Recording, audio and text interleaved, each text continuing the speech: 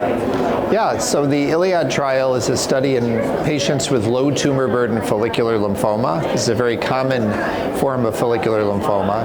And it asked a question as to whether the addition of vitamin D supplementation to standard Rituximab improved outcome. And briefly, the background for this study is that numerous previous trials have suggested that patients who present with follicular lymphoma and low vitamin D levels have inferior outcome.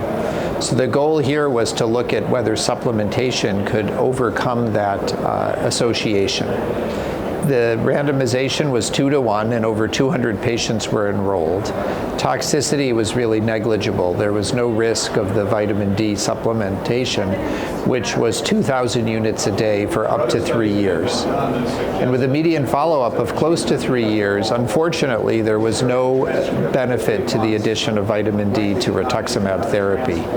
We even looked at subgroups to determine whether, patients with a certain type of indolent lymphoma or whether patients who have certain polymorphisms in the vitamin D receptor, vitamin D binding protein might disproportionately benefit, and we were not able to find a subgroup.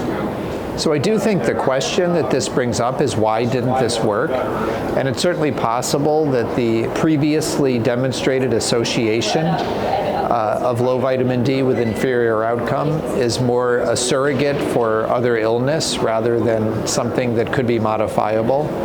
The only other point I'll make is that most of the patients on this study were not vitamin D deficient. And I think that in the past, that was not the case. More patients are getting supplementation now by their primary care physicians.